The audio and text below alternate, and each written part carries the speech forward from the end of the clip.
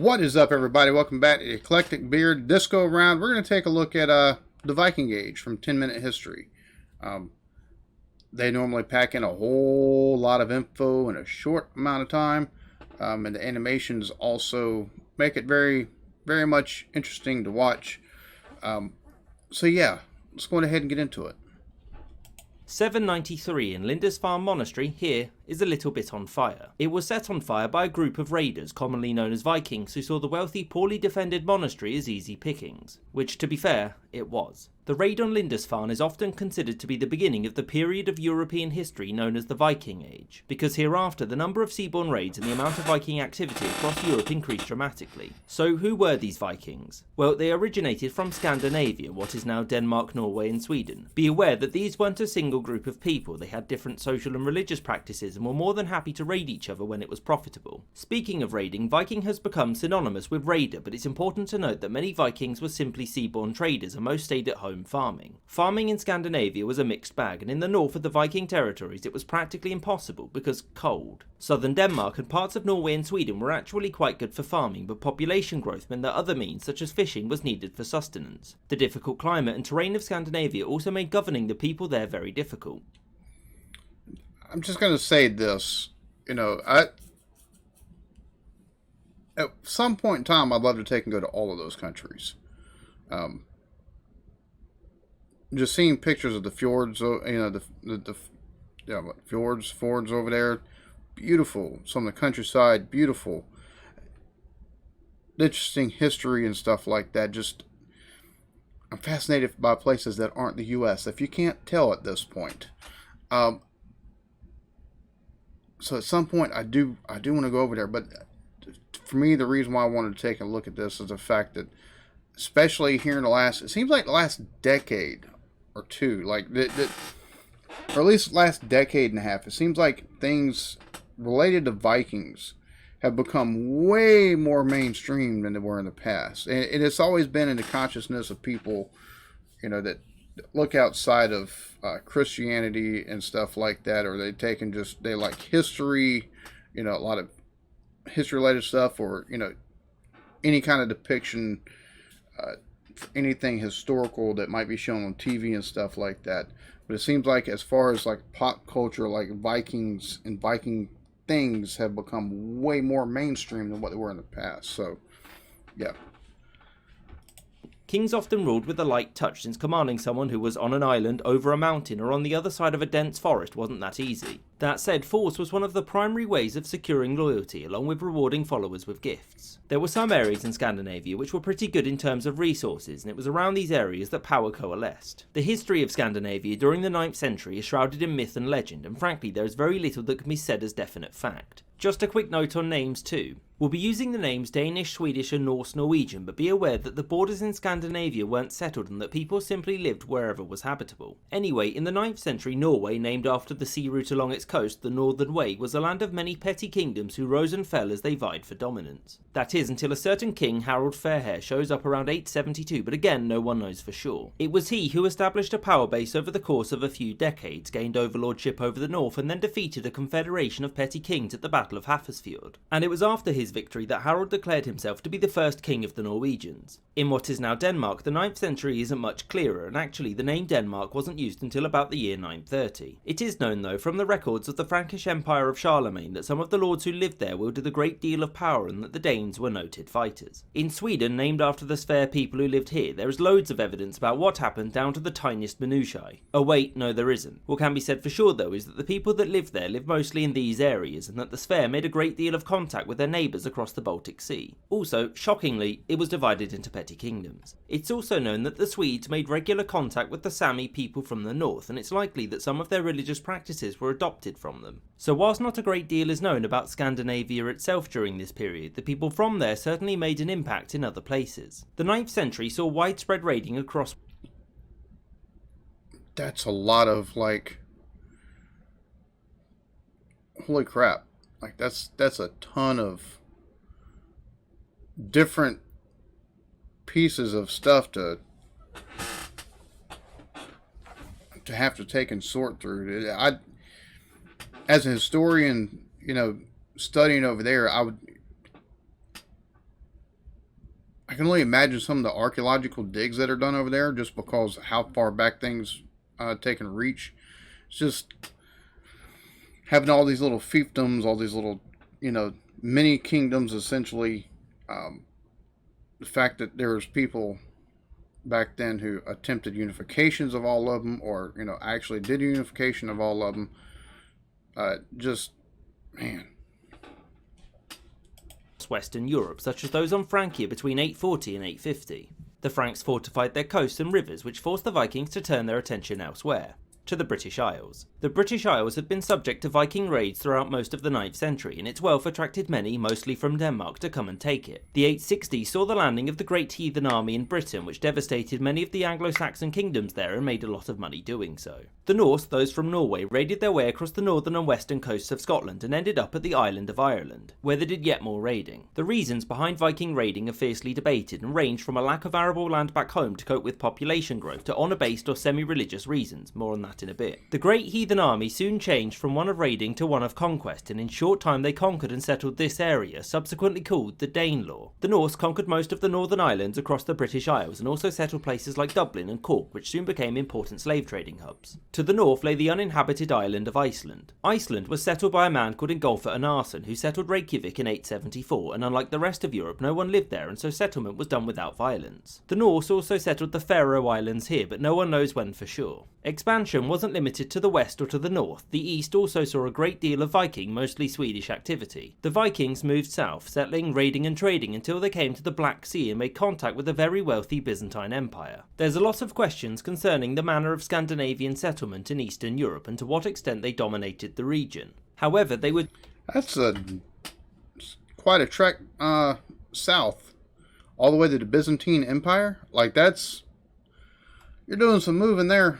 Definitely deeply involved in the politics of the area, and it made the Vikings there very wealthy. The Vikings brought great change with them to the places they settled. Generally speaking, the Vikings were much more urbanised, and they expanded major settlements like York, Dublin and Kiev, which became deeply intertwined with European trade. The social changes they brought with them varied depending on the region, but the primary area of conflict between the Vikings and those they conquered was that of religion. So the Viking religion was a form of Germanic paganism and is extremely complicated. There were many gods, and not all Vikings worshipped the same gods. There were also the Norns, who determined a person's unchangeable destiny, and this idea of a set fate was extremely important. For example, if you were destined to die in combat, you would ideally go forth looking for combat to approach your fate bravely. Christians had attempted to convert people in Scandinavia for centuries by this point, ultimately to no avail. In fact, many Vikings recognised the Christian desire to convert them and went along with it for political gain. One such example was Rollo, who in 911 after... And see, that's what... It's funny how church history... oh my god. There's a lot of these practices,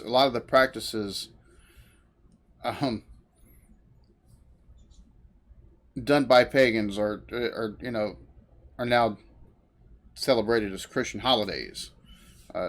Because, hey, since you're doing this, just folded it into to get people to be more willing to acquiesce.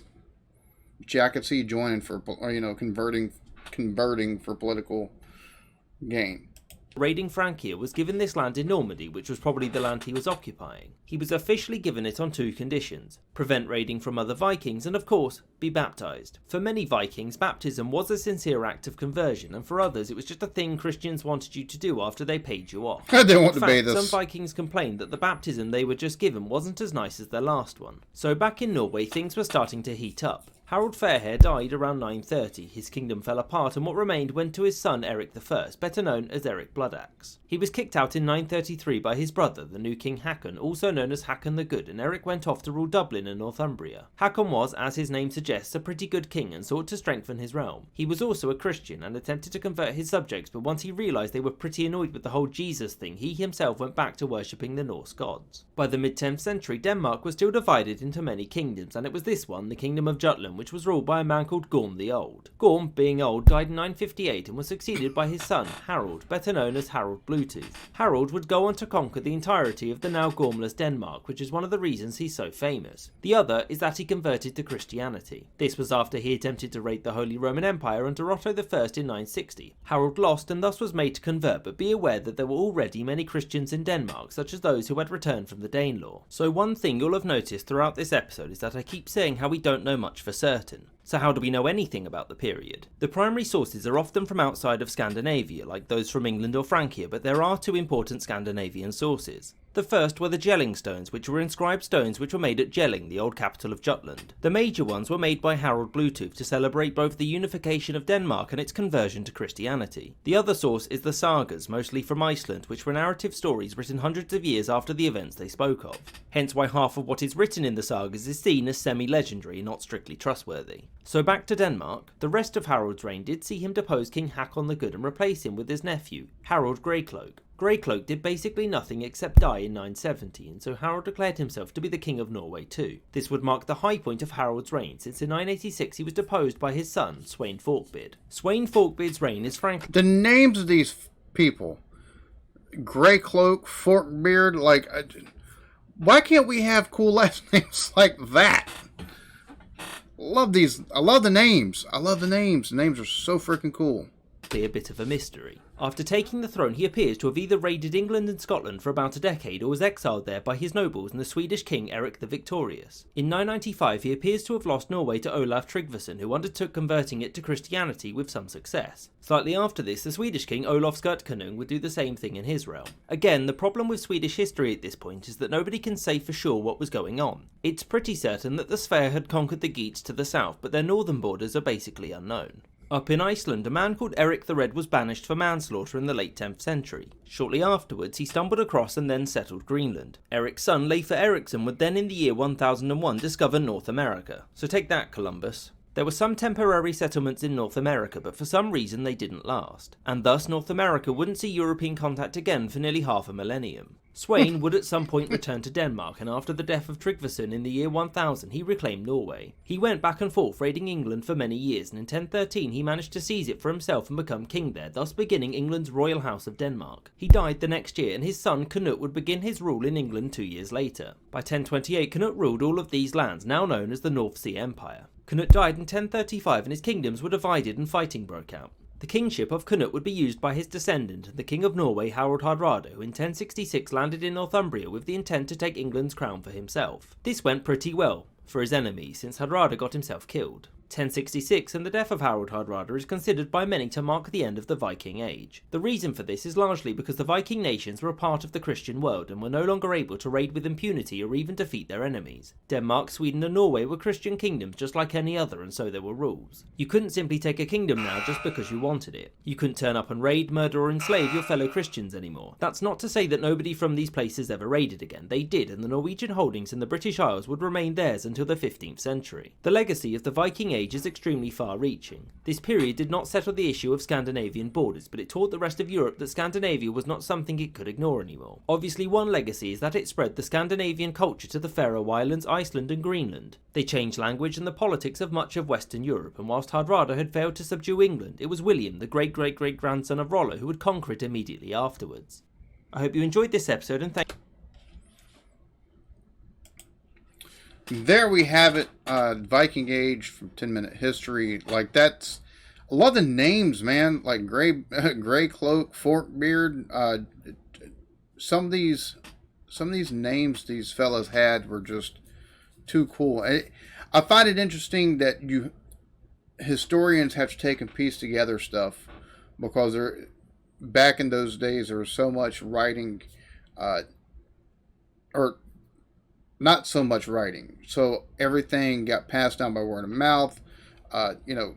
People who might have been mightier than the person next to you become stuff of legends, become part of the mythos of what you were told growing up and stuff like that. So without stuff like the Jelling stones and the sagas and stuff like that, the piecing together like they said, come from different places outside of these countries.